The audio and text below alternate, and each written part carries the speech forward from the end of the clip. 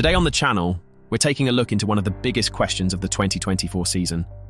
Where has Red Bull's once formidable advantage in Formula One gone? You've witnessed their sheer dominance over the past 2 years as Max Verstappen and the Milton Keynes squad swept the drivers' and constructors' titles. But 2024 has been a drastically different story. We've seen 5 different winners from 4 teams in just the last 7 races alone.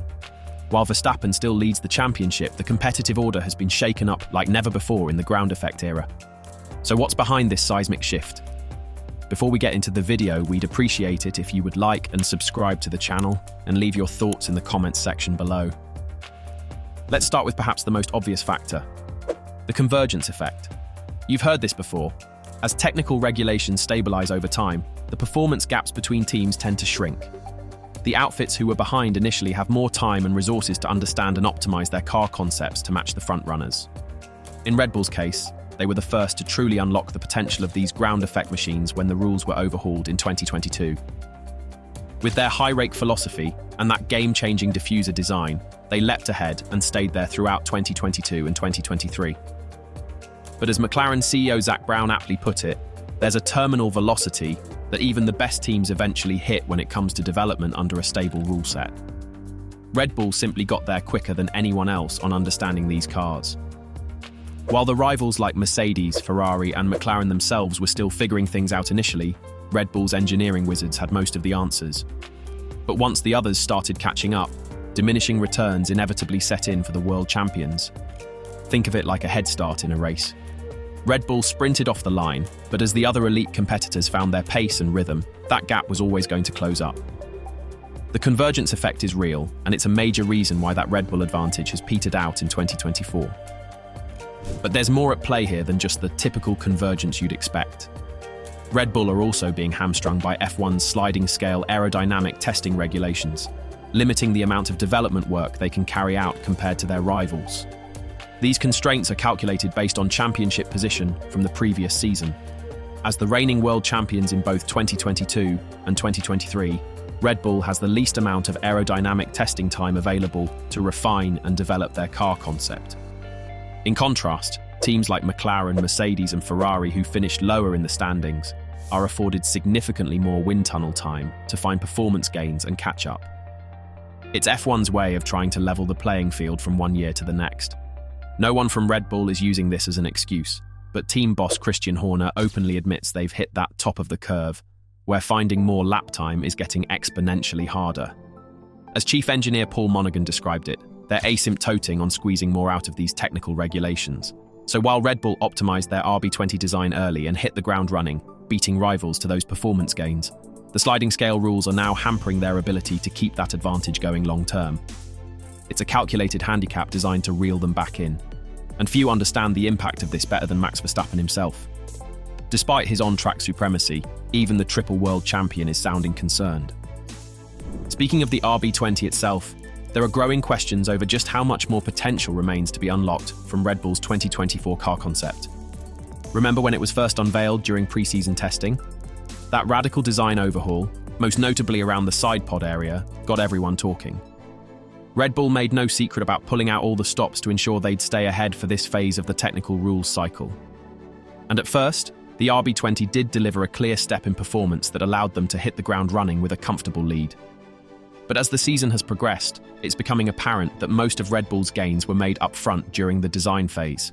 As Monaghan alluded to, they're finding it increasingly hard to extract further chunks of lap time from this package through incremental updates. While the team still has developments in the pipeline that they're hoping can bolster their charge, the onus is now on finding improvements in the smallest areas and minor details. Outright leaps in performance are going to be incredibly tough to come by at this stage. If there's one man who refuses to just roll over and accept this new reality, though, it's Max Verstappen. Despite the mounting obstacles, the Dutchman has repeatedly implored his team to keep pushing, to double down on finding more gains from the car and their development process. "I refuse to believe it's normal that we're being caught," Verstappen stated bluntly ahead of the recent triple header. "If we think this is normal, people are going to overtake us." Talk about a masterclass in elite mentality. Even amidst all the competitive headwinds facing Red Bull, their talisman isn't having any of it. He knows resting on their laurels or settling for diminishing returns is a recipe for disaster. That's why Verstappen has been in his engineers' ears constantly, demanding more updates come through to the car earlier in a relentless pursuit of more lap time. His focus and intensity are unmatched, a world-class driver still squeezing every last drop from the overall package. It's vintage Verstappen too. Cast your minds back to 2021, when he overcame a deficit to prevail against Lewis Hamilton in that epic title duel. The fire burned just as intensely back then to grab that breakthrough championship. With the paradigm now shifted and his team's advantage dissolving, Max is determined to dogfight to the very end rather than wilt against this newfound pressure. It's exactly the type of gritty refusal to be beaten that you'd expect from an elite competitor. Of course, having a driver of Verstappen's caliber gives Red Bull a considerable amount of breathing room. Because even on days when the RB20 hasn't been the outright fastest car, the pairing of Max's sheer speed and the team's laser-focused execution has frequently bailed them out. While the narrative around Red Bull's dip in form gathered steam after a wide-open run of 7 different race winners, the numbers actually tell a different story when you zoom out slightly. The simple fact is that in all but one of those 7 Grand Prix, it was Verstappen who scored the most points. Sure, he only stood on the top step 3 times during that span. But take a look at the other race results, a string of relentless second and third place finishes, consistently racking up big points hauls by maximising every possible opportunity. Scoring when it matters most is a true hallmark of a World Championship winning operation. It was on full display at the British Grand Prix.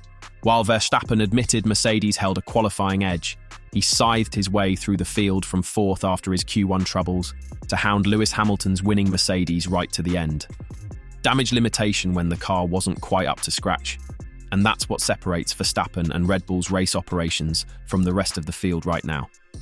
Even on their off days, they're operating at a level over and above the competition, punishing every mistake and still regularly taking big points from under their rivals' noses.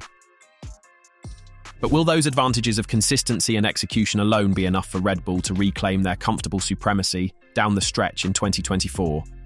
It's hard to envision them reasserting the same dominance we saw across 2022 and 2023.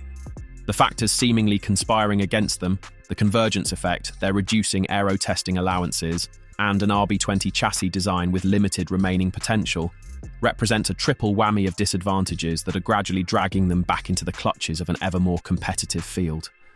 Mercedes, Ferrari and McLaren just look too strong this season for any notions of a repeat Red Bull route.